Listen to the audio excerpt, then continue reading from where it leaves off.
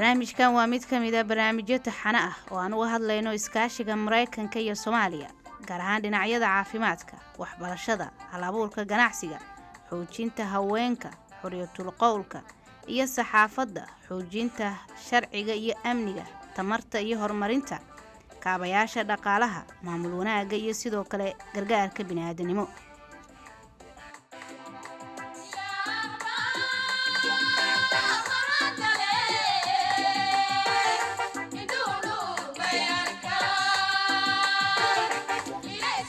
sanadkii 2022 safaaradda Mareykanka ee Soomaaliya oo kaashanaysa ururka saxafiyiinta Soomaaliyeed ee SJS ayaa taabagelisay tababaro xiriir ah oo sare loogu qaadaya aqoonta iyo xirfadda wariyaasha Soomaaliyeed. Tababaradan ayaa la qabtay intii u dhaxaysay bishii Maaj 2022 ilaa Maaj 2023 waxaana ka faa'iideystay saxafiyiinka kala howlgasha Muqdisho, Hirshabeelle, Koonfur Galbeed, Jubbaland, Puntland iyo Galmudug ee Soomaaliya. Guud ahaan 51 warfidiyeen ayaa ka faa'iideystay tababaradan. Ilaa 32% guud ahaan ka faa'iideystayaashu waxay ahaayeen haweenka saxafiyiinta. Ka qaybgalayaashu waxay ka kala yimaadeen qaybaha warbaahinta ee ku hadasha labada qaybood ee Soomaaliga ah, Maay iyo Maxaatiri. Tababaradan oo ay fulisay SJS ayaa ahaa kuwo looga gol lahaa in lagu dhiso xirfadda warbaahinta Soomaaliyeed iyada oo la waafajinayo hanaanka xorriyatul qowlka ee caalamiga ah. Muddo dheer waxaa jiray dhibaatooyin isbiirsaday oo ay wajahayeen saxafiyiinta Soomaaliyeed, kuwaas oo isugu jira xirfadooda oo hooseysa, mushaharka ay ku shaqaynayaan oo yar oo ay u sii dheer tahay damaanad la'aanta dhanka amniga iyo weerarada joogtada ah ee lala beegsado saxafiyiinta dalka ka howlgasha. Cabdalla Axmed Muumin waa xogayaha guud ee ururka saxafiyiinta Soomaaliyeed ee SJS oo tababaradan qabanaya waxa uu ka waramayaa natiijada laga gaaray tababaradan. runtii tababaradan waxay ahaayeen kuwii ugu horreeyay ee noocooda ah ee wasaaradda arrimaha dibadda Mareykanka ay taageerto oo la siiyo saxafiyiinta Soomaaliyeed dhawaanahan. ururka saxafiyiinta Soomaaliyeed ee SJS iyo ka qaybgalayaashana aad iyo aad ay uga mahad celinayaan. natiijada laga gaaray waxay tahay 51 saxafi oo ka kala yimid qaybaha kala duwan ee warbaahinta, laga eega dhinacyada kala duwan, bulshooyinka kala duwan ee weliba ah dadka aanan inta badan helin tababarada noocan oo kale ah ay ka faa'iideysteen. 32% ka mid ah waa gabdho iyagu laftirkooda aan hawlay u helin tababaro noocan oo kale ah. waxyaabaha muhiimka ah waxay tahay in tababarka diiradda uu saarayay mowduucyo hadda taagan iyo kuwo aan mar walba saxafiyiinta Soomaaliyeed lagala hadlin oo ay ugu horeyso arrinta ku saabsan macluumaadka maarta qaldan ama fake newska, hubinta xogta, arrinta xuquuqda aadanaha iyo xorriyatul qowlka iyo sida ay isu qaadanayaan shaqada saxafiyiinta iyo waxa ay tahay limitationska ama waxyaabaha xadidaya ama reebaya mararka qaarkood saxafiyiinta Soomaaliyeed inay gutaan shaqadooda na ay maaragtaasi ku sahlananayso. sidoo kale waxaa diiradda lagu saaray mas'uuliyaadka saaran saxafiyiinta marka ay gudanayaan waajibkooda kala duwan iyagoo maanka ku haya arrinta badqabkooda iyo amnigooda. ka qaybgalayaashu waxay ahaayeen dhammaan gobolada dalka oo dhan ayay ahaayeen. waxaan saas u yeelnay waxay ahayd maadaama tayada tababaradu ay aad u sarreeyeen dadka fursad u heli kara ay ahaayeen 51 un ay noqdeen. marka inaan ka shaqaynay inay wada gaaraan dhammaan mujtamaca ama warbaahinta Soomaaliyeed qaybahooda kala duwan. maanta dadkii ka faa'iideystay alxamdulillah waxay ka shaqaynayaan qaybaha kala duwan warbaahinta. waxaa ku jira qaar si iskood ah oo madax banaani ah na u shaqaysta ayaa ku jira. marka waxay tahay guul weyn oo la gaaray oo tababaradaasi ay soo hooyeen. waxaan rajaynaynaa in kuwaas lamid ahna insha Allah ay imaan doonaan. mar kale ayaan anoo ku hadlaya magaca ururka saxafiyiinta Soomaaliyeed SJS ka mahad celinaynaa taageerada aan ka helnay dowladda Mareykanka ee aan u helnay in tababaradan aan ku fulino. Soomaaliya ayaa lagu tiriyaa wadamada ugu halista badan caalamka oo ay wariyaashu ka howlgalaan maadaama ay la kulmaan hanjabaadyo uga imaanaya dhanka dowladda iyo kooxaha xag jirka ah sida Al-Shabaab iyo maleeshiya beeleedyo. kooxaha beegsada saxafiyiinta ayaa alaaba waxba laga qaban oo la baxsada dambiyadooda. taasina waxay sababtay in qaar badan oo howlwadeennada warbaahinta ay dalka ka baxaan. mid ka mid ah ujeedooyinka tababaradan ayaa ahaa yareynta khataraha ay wajihi karaan saxafiyiinta iyagoo la kordhinayo wacyigooda dhanka xirfadda iyo badqabka, waxaana tababarku si gaara loogu xoojiyey kaalinta gabdhaha saxafiyiinta. Shukri Caabi Cabdi waa saxafiyad ka howlgasha warbaahinta madaxa bannaan ee Risaala oo ka howlgasha magaalada Muqdisho, waxayna ka mid ahayd saxafiyiinta ka qayb galay tababaradan ay taageertay safaaradda Mareykanka ee Soomaaliya sanadkii 2022. tababarka horta mid aad iyo aad aan ugu baahanahay ay ahayd, wax badan aan ka faa'iidnay, sidoo kalena wax badan aan ka faa'iidno. waxaa kaloo xataa aan codsan lahayn mar kale xataa in tababaradan loo badiyo. horta tababarku professional journalism uu ahaa, si adduunka oo saxaafadda Soomaalida ay ula jaan qaado. aniga dadka ka faa'iidaa ka mid ahaa, waxaan ogaaday sharciyo badan oo caalamka ah oo xuquuqul insaanka iyo weliba sharciyo badan oo dhanka saxaafadda iyo xorriyatul qowlka ah oo adduunka dhan ay ka mideysan yihiin, oo Soomaaliya ay ka mid tahay dadkii axdiyadaasi ku biiray oo saxiixay. qodobadaasina ama shuruucdaasi ee wadamadu ay isku fahmeenna caalamku hadda uu ku dhaqmo. waxaan fahmay xuquuqaan leeyahay oo caalam markii la fiiriyo internationalka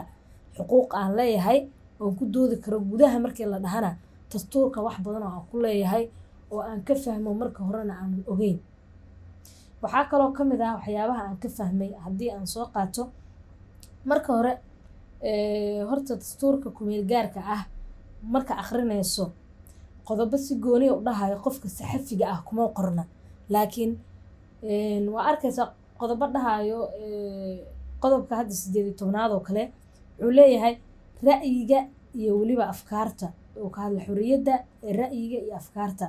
qodobkaasi wuxuu leeyahay marka farqadiisa koowaad qof kasta wuxuu xaq u leeyahay in uu soo bandhigo ra'yigiisa, in siduu doono inuu soo bandhigo, si allaale siduu rabo inuu adeegsan karo. farqada labaad maxay sheegaysaa xorriyaddu ama xorriyatul qowlku waa mid ka mid ah xorriyadaha hadalka saxaafadda. wax walba oo waxaa soo geli kara ama warbaahin ha u adeegsadaan radio ama hadda internetka ha u adeegsadaan, oo ah hadda wax ugu horeeya oo dadka heli karaan. mowduucyada muhiimka ee ku jiray manhajka tababarada waxaa ka mid ahaa heerka anshaxa, habdhaqanka saxafiyiinta, habka xaqiijinta iyo hubinta wararka kasoo waramidda goobaha colaadaha, ka dhowrsashada hadallada nacaybka ah, rabshadaha iyo xagjirnimada. waxay ahaayeen mowduucyadan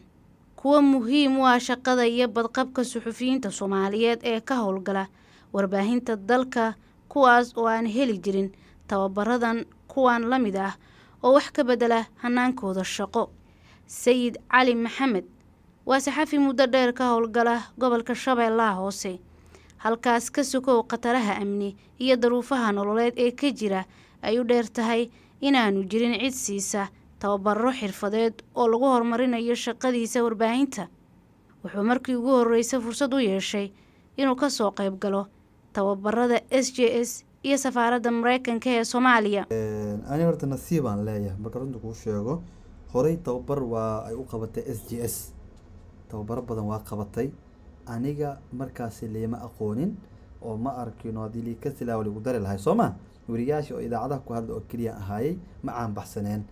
laakiin dhacdooyin fara badan markaan soo tibiyay kabacdi lee bartay oo lala soo xiriiray SJS lagu daray. nasiibkii kuwaad wuxuu noqday in ma arkino helay tababar ay dowladda Mareykanka taabagelinayso. ma arkino haddana waxaa sharaf aheedaba oo dadka xitaa oo madaxda qaar xitaa aysan la kulmaynin inaan la kulmo safiirka Mareykanka oo sawirro xitaa aan lasoo galnay oo abaalmarin oo shahaad sharaf xitaa uu nagu deeqay. aan ma arkino aan aad ugu faraxsanahay, iyo gaar ahaan reer Shabeellada Hoose soo warbixintooda u dhageystay markaan ku laabtay gobolkii oo Shabeellada Hoose aan ku laabtay oo markuu seminaarkii dhamaaday ka bacdi reer Shabeellada Hoose dhan waa dabaaldegan. marka xaqiiqda kala hadlo social media dhan waa fiirin kartaa. ayadoo meesha wariyaal joogaan oo aniga nasiib u helay safaaradda Mareykanka inay wax taabagelinayso ma arkino waxaa farxad isla dhacay Sayid Cali yaa maanta ma arkino shahaado sharaf ka soo qaatay safiirka Mareykanka Facebook hadaa gasho Sayid Cali ustaadka oo kaliya aa qorto waa arkeen qof aan sawirkeyga soo dhigan ama ii soo hambalyeyn ma lahan ma arkino waxaan aad ugu faraxsanahay inaan horta seminaarkaasi ka qayb galo waxyaabo fara badan ma arkino aan ka bartay aniga shakhsiyadeed ahaan waa markii ugu horeysay oo aan seminar aan ka qayb galo oo SGS ay ma arkino ay soo qaban qaabisay oo safaaradda Mareykankana ay taabagelinayso waxyaabo badan oo iga qarsoona aad jiro oo ma arkino markii hore aanan fahansanin saxaafadda hore markii cabsiya ugu jirto horta dhacdooyin fara badan soo tabin karin waayo waxaan aaminsanahay ma lahayn ma arkino qof xuquuqdaada u doodaya ma lahan qof lagu xiraa ku dacwanaa ma lahan marka maamulkan waxay rabaan la u sheeg waxay ma arkino aysan rabin iska dhaaf afaarood maxaa ku gilay laakiin markii oo dad garab taagan yahay oo urur uu jiro SGS lahay markaan ogaanay oo xuquuqda saxafiyiinta la u taagan shaqooyinkii waa si laba jabaari ka sokow tababaradan tooska ah waxaa jiray saxafiyiin fursad u helay tababaro markii hore lagu bilaabay habka online-ka ah oo qayb ka ahaa barnaamijka hogaaminta caalamiga ah ee IVLB oo ah barnaamij isweydaarsi heerkiisu sarreeyo oo hoostaga wasaaradda arrimaha dibadda ee Mareykanka qaar ka mid ah ka qaybgalayaasha tababarka ayaa markii ay dhameeyeen koorsadan oo socotay muddo bil iyo bar ah waxay fursad u heleen abaalmarino lacageed kadib markii hal abuur fikradeed oo ay soo gudbiyeen uu guuleystay saxafiyiinta fursadaasi ku guuleystay waxaa ka mid ah Xuseen Cali Geesey fursadan heli intiana mayleerayso ka faa'iideysada iskaaladowka Soomaaliya iyo mayleerayso Mareykanka mayba hay tababar aan ku qayb galay bili May oo 2017 Haiti oo ana tababarkaas ka saabsanayay goobo mayleerayso conflict zone lanka saw oo goobo mayleerayso dagaalada sokay iyo dhibaatada ka jiraan sida Soomaaliya oo kale waana tababarkaas aan ku qayb galay wariyaalka Soomaaliyeedna lagu faa'iideysaday fursadaasna mayba ka helay SGS oo tababarkaas ay bandhigtay ana oo mayleerayso runtii aan weydiiyay tababar dhisow garaadkay iyo sida aan is ilaalin lahay amni faylaan hel lahay runtii shaqaday markii aan baraday waliba ana tababar aan qabaday mayba ana nagaday intii aan mayleerayso baarlamaanka Soomaaliyeed aan ku madnagada dhalinyarada warbaahinta qaabilsan qaybta mayleerayso sawir qaadista iyo qorowka reportka oo shaqada intii aan mayleerayso qabad ka horna mayba hay intii aan tababarkaas markaan qaaday wari madax banaan oo ku shaqeeyo warbaahinta gudaha localka aan ka shaqeeyo telefishinna ana muddo badan shaqeeyay laakiin faham guud aan ku haysana intii mayleerayso shaqooyinka horumar aan ku suubi laakiin heer sare oo mayleerayso geega ana shaqeysaayo mayleerayso xirfadeyla ka kalsoonaada oo waliba la hayweydii yaa mayleerayso ana deeri qof haangna geega intii ana barnaamijkaasi aan ku faa'iiday iyo idirsi xorriyadda saxaafaddu waa mid ka mid ah tiirka asaasiga ah ee dimuqraadiyadda wadamada adduunka oo dhan iyo ilaalinta dastuurka dowlad ku dhisan nidaam sharci oo kala dambeyn leh hase yeeshee weerarada lagu beegsado saxafiyiinta iyo madaxda warbaahinta oo ay ka mid tahay hanjabaadyo iyo xarig ku dhisan cagajugleyn ayaa ah fariin dhiilo leh oo cabsi ku beerta dhammaan saxafiyiinta Soomaaliya oo weeraro warbaahinta lagu qaado ay badan yihiin ayay safaaradda Mareykanka waxay sidoo kale qaadataa door shariif ah oo ah inay u qareento xorriyadda saxafiyiinta marka la dhibaateeyo ama loo cagajugleeyo waa kan danjiraha hore ee safaaradda Mareykanka Larry Andrea oo sharaxaad ka bixinaya arrintaasi For media, we have given frequent media training warbaahinta waxaan siinay tababaro isdaba joog ah waxaan ka hadalnay dhacdooyinka iyo xadgudubyada ka dhanka ah xorriyadda saxaafadda ee dhacay dowladda iyo dadka ay qusaysana waan kala hadalnay arrinkaasi dhinaca kale waxaan si toosa ula xiriirnay saxafiyiinta sida xaqdarrada ah loo dhibaateeyey waxaanan xaqiijinay in codkeenna iyo kan saaxiibada kale ee caalamiga ah ay taageerayaan saxafiyiinta xilkasnimada leh innaga oo u ololeynayna dib u soo noolaynta Soomaaliya warbaahinta xorta ah waxaan u aragnaa in ay tahay mid lagama maarmaan u ah Soomaaliya marka aan u qareemayno dib u dhiska Soomaaliya ma yeelan kartid dowlad lala xisaabtami karo haddii aysan jirin warbaahin xor ah marka ma nihin kuwa tilmaamaya wax aysan iyagu samayn